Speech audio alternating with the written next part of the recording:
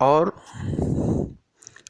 آج آپ کی خدمت میں کچھ اور ضروری گزارشات ہیں، وہ یہ کرنی ہے کہ یہ جو قرآن میں بعض ایسے نادان نافہم لوگ ایسے ہیں یا کوئی ہوں کہ جن کے ذہن میں یہ بات آتی ہو کہ خداوند متعال جو ہے قرآن میں جگہ جگہ اس کے لیے کہیں نہ کہیں ایسے مقامات پہ کہیں خدا کے لیے جو ہے وہ وجہ کا ذکر کیا گیا، کہیں خدا کے لیے ساق کا ذکر کیا گیا، کہیں خدا کے لیے ید کا ذکر کیا گیا کہ کہیں اللہ کے چہرے کا ذکر آیا، کہیں اللہ کی پنڈلی کا ذکر، کہیں اللہ کے کیا ہے ہاتھوں کا ذکر آیا ہے۔ تو جب اس کا مطلب یہ ہے کہ اللہ کے لیے جب چہرہ ہے، جب اللہ کے لیے استغفر اللہ، جب اللہ کے لیے ہاتھ ہیں، جب اللہ کے لیے پنڈلی ہے، تو پھر کیا ہے؟ کہیں اللہ کے لیے یمین کا کے لفظ جو ہیں وہ اللہ کے لیے قرآن میں آئے ہیں۔ تو اس کا مطلب یہ ہے کہ جب یہ اللہ کے لیے ہے تو پھر اللہ کیا ہے؟ اللہ جسم رکھتا ہے، اللہ جسم رکھتا ہے۔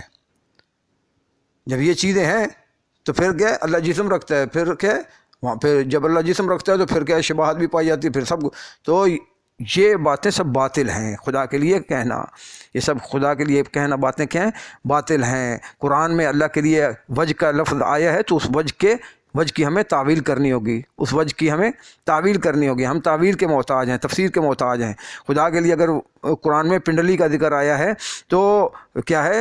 اب میں ایک آیت جو ہے وہ آپ کی خدمت میں ابھی جو ہے وہ گزارش کرتا ہوں۔ کہیں خدا کے لیے ہاتھوں کا ذکر آیا تو ہر جگہ پہ جہاں کوئی ایسے الفاظ آئے ہیں آیات کے اندر تو کیا ہے؟ ان کی وہاں ہم تعویل کے محتاج ہیں۔ ہمیں کوئی حق نہیں کہ ہم اپنی طرف سے اللہ کے لیے وجہ کا لفظ دیکھا تو ہم نے دیکھا بھئی وجہ تو چہرے کو کہتے ہیں تو پھر ہم اللہ کے لیے چہرہ بنا دیں۔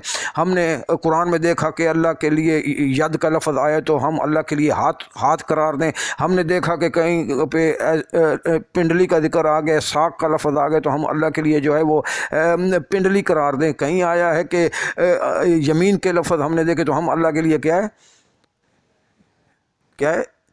داہنے ہاتھ، یعنی اس کے لیے کیا ہے دایاں ہاتھ قرار دیں۔ نہیں، یہ سب باتیں کیا ہیں؟ باطل ہیں۔ یہ باتیں سب کیا ہیں؟ شرک ہیں، شرک۔ اس لیے کہ اللہ مرکب نہیں ہے، اللہ جسم نہیں رکھتا، اس لیے کہ جسم مرکب ہوتا ہے اور اللہ کی ذات مرکب نہیں ہے۔ اللہ جسم نہیں رکھتا، اللہ کے لیے نہ ہاتھ ہیں، نہ پاؤں ہیں، نہ چہرہ ہے، نہ اللہ کے لیے اطراف ہیں، نہ اللہ کے لیے کوئی جانب ہے۔ تو اگر ایسے تو یہ الفاظ جو قرآن مجید میں جہاں کہیں آئے ہیں تو ان الفاظ کی ہمیں تعویل کرنی ہوگی، اور وہ بھی اہل بیت علیہ الصلوۃ والسلام نے جو تعویل فرمائی ہے، جو آل محمد کا مذہب کہتا ہے، وہ ہمیں جو ہے وہ عقیدہ رکھنا ہوگا اور وہ تعویل کرنی پڑے گی جو معصومین نے، ائمہ اطہار نے، پیغمبر نے فرمائی ہے۔ تو اب قرآن میں ایک آیت یہ آئی ہے کہ کوئی اس کو غلط نہ سمجھ لے کہ اللہ کے لیے چہرہ ہے۔ کل شیء، خداوند متعال نے قرآن میں ارشاد فرمایا کل شیء ہالک، ہر شے کے لیے ہلاکت ہے، الا وجہہ،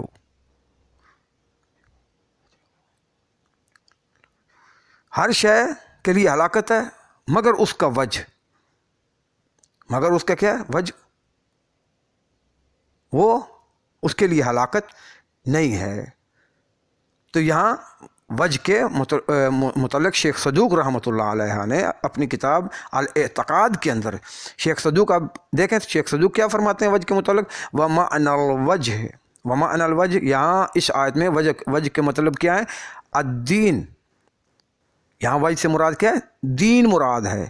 والدین هو الوجه الذي يعطى الله منه ويتوجه به إليه۔ یہاں شیخ صدوق رحمۃ اللہ علیہ فرماتے ہیں کہ یہاں اس آیت میں جو وجہ کا لفظ اللہ کے لیے آیا ہے، اس کے مطلب یہاں وجہ سے مراد کیا ہے؟ دین مراد ہے۔ یہاں وجہ سے مراد کیا ہے؟ دین، اللہ کا دین مراد ہے۔ اس لیے کہ اللہ کا دین واحد وہ دین ہے کہ جس کے ذریعے ہم اللہ کی طرف ہیں، جس کی پابندی سے، جس دین کی پابندی کی وجہ سے ہم اللہ کے کیا ہے؟ اللہ کی طرف متوجہ ہوتے ہیں اور اللہ کا قرب پاتے ہیں، اللہ کی خوشنودی پاتے ہیں. تو اللہ کا دین، ہر شے کو بھائی بربادی ہے، ہر شے کو ہلاکت ہے، مگر اللہ کا جو دین ہے اس سے ہلاکت نہیں ہے. وہ اللہ کا دین برباد ہونے والی شے نہیں ہے. ہر شے برباد ہونے والی ہے، مگر اللہ کا جو دین ہے وہ باقی رہنے والا ہے. وہ اس کے لیے سلامتی ہے، وہ باقی ہے، وہ دائم ہے، وہ قائم ہے، وہ باقی رہنے والا ہے، اس کے لیے سلامتی ہے. تو یہاں وجہ سے مراد کیا ہے؟ دین مراد ہے، اللہ کا دین. اس لیے کہ ہم دین کے ذریعے، اس کی پابندی کے ذریعے ہم اللہ کے دربار میں اس کی خوشنودی پاتے ہیں، خداوند متعال کا قرب پاتے ہیں. اور مولا علی علیہ السلام کے متعلق جو یہ لفظ استعمال ہو، وجہ اللہ، علی کی ذات جو ہے وہ اللہ کا چہرہ ہیں، تو اس کا مطلب کیا ہے؟ اس کا مطلب یہ ہے کہ مولا علی علیہ السلام کو جو وجہ اللہ کہا گیا ہے کہ ان کا جو یہ ٹائٹل ہے، یہ لقب ہے، یعنی مطلب یہ کہ امیر المومنین علیہ السلام کا چہرہ اس طرف اٹھا جس طرف خدا کی مشیت تھی. علی کی ذات ید اللہ ہیں، ید اللہ یعنی اللہ کے ہاتھ، تو اس کا مطلب کیا؟ علی امیر المومنین کہ کیا ہے؟ ہاتھ اس طرف اٹھے ہیں جس طرف اللہ کی مشیت تھی، جس میں اللہ کی رضا تھی. جیسا کہ حدیث قدسی میں ہے نا، خداوند متعال نے فرمایا کہ اے میرے بندے تو میری ایسی اطاعت کر، اتنی بلند سے بلند، اتنی بلند اطاعت کر، اتنی زیادہ اطاعت کر، اور اتنا میری اطاعت میں ڈوب جا کہ میں تیری آنکھوں کو اپنی آنکھیں بنا لوں گا، میں تیرے ہاتھوں کو اپنے ہاتھ قرار دوں گا، تیری آنکھوں کو اپنی آنکھیں قرار دوں گا، تیرے چہرے کو اپنا چہرہ قرار دوں گا. یہ مطلب ہے. تو یعنی مطلب کیا ہے؟ اطاعت. یعنی امیر المومنین علیہ السلام کے لیے وجہ اللہ، ید اللہ کے یہ الفاظ جو آئے ہیں تو اور کہا جاتا ہے امیر المومنین کو، تو اس کا مطلب کیا ہے؟ امیر المومنین کا چہرہ اللہ کی مرضی کے تابع تھا، امیر المومنین کے ہاتھ اللہ کی خوشنودی اور اس کی مرضی، اس کی مشیت کے تابع رہتے تھے. یہ بات. تو یہاں کہ ہر شے برباد ہونے والی ہے، ہر شے کے لیے ہلاکت ہے، مگر اللہ کا چہرہ مطلب کیا؟ جو اللہ کا دین ہے وہ برباد ہونے والی شے نہیں ہے. اللہ کا دین کل بھی تھا، آج بھی ہے، اور آخر دن تک اللہ کا دین باقی رہے گا. اور پھر ایک اور مقام پر اللہ سبحانہ و تعالیٰ نے ارشاد فرمایا، ایک اور آیت ہے قرآن میں، یوم یکشف عن ساق ویدعون الی السجود، کہ جب کیا ہے؟ اللہ کی پنڈلی جو ہے اس دن جب کیا ہے؟ جو ہے پنڈلی ظاہر ہو جائے گی. اس دن جب کیا ہے؟ پنڈلی ظاہر ہو جائے گی، پنڈلی کو ظاہر کر دیا جائے گا. وَيُدْعَوْنَ إِلَى السُّجُودِ، اور کیا ہے؟ ان کو سجدے کے لیے کہا جائے گا، مگر وہ سجدہ نہیں کر پائیں گے. تو یہاں ساق، یہ لفظ جو ہے نا، ساق پنڈلی کو کہتے ہیں.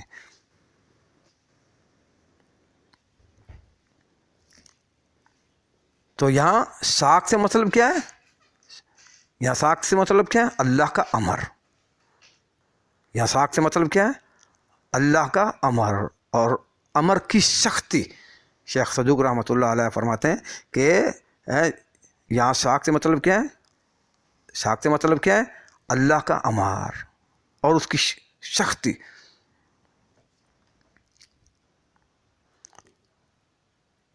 اور قرآن میں ایک اور مقام پر اللہ سبحانہ و تعالیٰ نے فرمایا، تقول نفس یا حسرتی ان تقول نفس یا حسرتی علی ما فرطت فی جنب اللہ. اور اس دن جو ہے کوئی نفس جو ہے وہ کیا ہے؟ فریادیں کر کے کہے گا کہ یا حسرتی، ہائے میں نے کیا ہے؟ خدا کے حق میں بڑی کوتاہی، یا حسرتی علی ما فرطت فی جنب اللہ، میں نے خدا کے میں نے جنب اللہ میں بڑی کوتاہی کی. تو اب یہاں جنب اللہ سے مراد کیا ہے؟ جنب سے مراد کیا ہے؟ جنب، اللہ جنب رکھتا ہے، پہلو رکھتا ہے؟ اللہ تو پاک و پاکیزہ ہے جسم سے. تو یہاں پھر جنب کے مطلب کیا ہے؟ یہاں جنب سے مطلب ہے اطاعت کے، کہ اس دن کیا ہے وہ حسرت سے ہے کیا کہے گا تڑپ تڑپ کے کہ ہائے میں نے خدا کی اطاعت میں بڑی کوتاہی کی، علامہ فرط فی جنب اللہ، میں نے خدا کی اطاعت میں بڑی کوتاہی کی، یعنی کاش میں نے خدا کی اطاعت میں کیا ہے کوتاہی نہ کی ہوتی۔ تو یہاں جنب سے مراد کیا ہے؟ جنب سے مراد اطاعت مراد ہے۔ اور پھر ایک اور مقام پہ اللہ سبحانہ و تعالیٰ نے فرمایا وَنَفَخْتُ فِيهِ مِنْ رُوحِي، پھر میں نے اس میں اپنی روح کو پھونکا۔ تو اللہ تو روح رکھتا نہیں ہے، اللہ کے لیے تو روح ہے نہیں ہے، اللہ کے لیے تو روح ہے نہیں ہے۔ تو پھر اب اس سے کسی کو مغالطہ ہو کہ اللہ روح رکھتا ہے، اس لیے کہ اللہ خود کہہ رہا ہے کہ اس میں نے اپنی روح پھونکی، اپنی روح پھونکی، تو اس کا مطلب اللہ روح رکھتا ہے؟ نہیں، ایسا مطلب نہیں۔ یہ ایسا ہی ہے کہ جس طرح اللہ سبحانہ و تعالیٰ نے کعبے کے متعلق کیا ہے بیتی، میرا گھر، کعبے کے متعلق کیا فرمایا؟ میرا گھر۔ بندے کے متعلق کیا فرمایا؟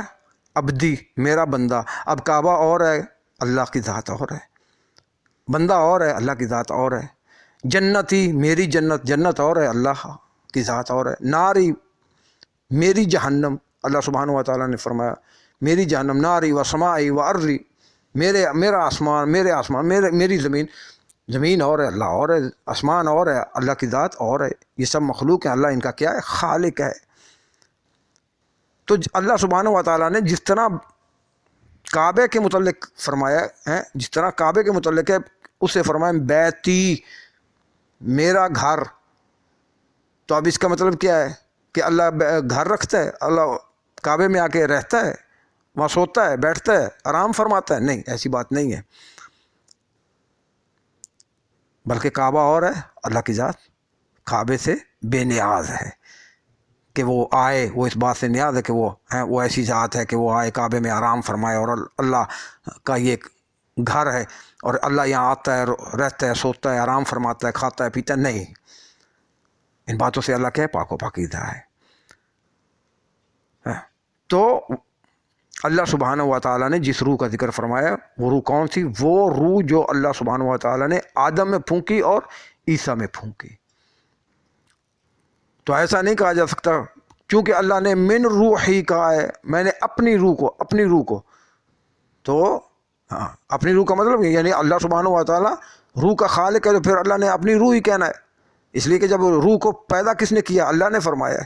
تو جو کسی شے کو بناتا ہے، پیدا کرتا ہے، ایجاد کرتا ہے، تو وہ اس کا مالک ہوتا ہے، یعنی مطلب کیا؟ اللہ روح ہی، اللہ مالک ہے، روح اللہ کی ملکیت ہے۔ تو یہ کون سی روح ہے؟ کس روح کا یہاں پہ اللہ ذکر کر رہے ہیں؟ وہ روح جو آدم میں اور حضرت عیسیٰ میں پھونکی گئی۔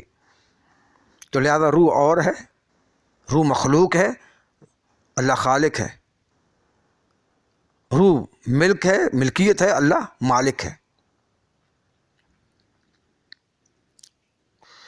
اور پھر ایک اور مقام پہ اللہ سبحانہ و تعالیٰ نے یہ آیت ہے، اس آیت میں فرمایا بل یداہ مبسوطتان، کہ اس کے دونوں ہاتھ کیا ہیں؟ کھلے ہیں، اس کے دونوں ہاتھ کیا ہیں؟ کھلے ہیں۔ جبکہ ملعون لوگ، ملعون کہتے ہیں کہ اللہ کے ہاتھ ہیں، ملعون دنیا کہتی ہے اللہ کے ہاتھ بندھے ہوئے ہیں، جبکہ ایسا نہیں ہے، ان کے اپنے ہاتھ ملعونوں کے بندھے ہوئے ہیں۔ اللہ کے تو ہاتھ کیا ہیں؟ یداہ مبسوطتان، بل یداہ مبسوطتان، بلکہ اللہ کے دونوں ہاتھ کیا ہیں؟ کھلے ہیں۔ تو اب کسی کو یہ غلط فہمی ہو جائے کہ اللہ تو خود کہہ رہا ہے اپنے بارے میں کہ اس کے ہاتھ میرے ہاتھ ہیں اور وہ ہیں، اللہ کے ہاتھ دونوں کھلے ہوئے ہیں، تو اللہ تو کہہ رہا ہے اللہ کے ہاتھ کھلے ہوئے ہیں، تو اس کا مطلب ہے اللہ ہاتھ رکھتا ہے؟ نہیں، ایسی بات نہیں ہے۔ ہمیں یہاں تعویل کی ضرورت ہے، تفسیر کی ضرورت ہے۔ تو اس کی تعویل کیا ہے؟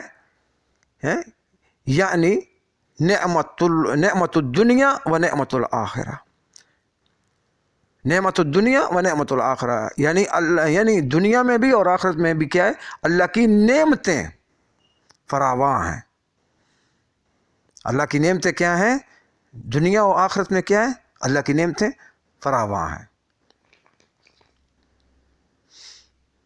اور پھر ایک اور مقام پہ اللہ سبحانہ و تعالیٰ نے ایک آیت میں ذکر فرمایا والسماء بنیناہا بأید، آسمان کو ہم نے ہاتھوں سے بنایا۔ تو اب کوئی اس غلط فہمی میں پڑ جائے کہ اللہ سبحانہ و تعالیٰ نے خود کہ جس طرح ہم جو ہے کسی شے کو ہم نے بنانا ہوتا ہے تو ہم کس شے سے بناتے ہیں؟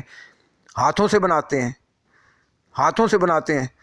تو اللہ بھی اسی طرح کیا کہہ رہا ہے قرآن میں کہ ہم نے آسمان کو ہاتھوں سے بنایا۔ تو اس کا مطلب کیا اللہ کے لیے ہاتھ ہیں؟ اس کا مطلب کیا ہوا؟ اس کا مطلب کسی کو یہ غلط فہمی ہو جائے، استغفر اللہ استغفر اللہ، کہ اللہ خود کہہ رہا ہے کہ ہم نے آسمانوں کو ہاتھوں سے بنایا۔ عید ہاتھوں کی جمع ہے کہ ہم نے بِأَیْدٍ، ہم نے ہاتھوں سے آسمان کو بنایا۔ تو اس کا مطلب ہے کہ اللہ کے لیے ہاتھ ہیں؟ نہیں، یہاں بھی ہم کیا ہے؟ تعویل کے محتاج ہیں۔ تو ہمیں تعویل کیا کرنی پڑے گی کہ یہاں سے ہاتھوں سے مراد کیا ہے؟ القوہ۔ یہاں ہاتھوں سے مراد کیا ہے؟ قوت مراد ہے۔ یعنی اللہ سبحانہ و تعالیٰ کیا فرمانا چاہ رہا ہے کہ میں نے آسمانوں کو اپنی قوت سے پیدا کیا، اپنی قوت سے، اپنی قدرت سے پیدا کیا، اپنی قوت سے پیدا کیا۔ تو یہاں ہاتھوں سے مراد کیا ہے؟ قوت مراد ہے، نہ کہ یہ جسمانی ہاتھ، ظاہری ہاتھ، ہمارے جیسے ہاتھ، جس طرح ہم ہاتھ رکھتے ہیں، ہاتھوں سے کام کرتے ہیں۔ اللہ کی ذات ایسی نہیں ہے، وہ بے نیاز ہے، وہ پاک و پاکیزہ ہے، وہ ہاتھ نہیں رکھتا، نہ اس کے لیے ہاتھ ہیں اور نہ وہ ہاتھوں کا محتاج ہے، نہ اس کو ہاتھ چاہیے۔ وہ خالق ہے، وہ مخلوق جیسا نہ ہاتھ رکھتا ہے، نہ آلوں کا، نہ ہاتھوں کا محتاج ہے۔ وہ فاعل ہے، مگر اپنے فعل میں وہ کسی ہاتھوں کا یا آلات کا محتاج نہیں ہے۔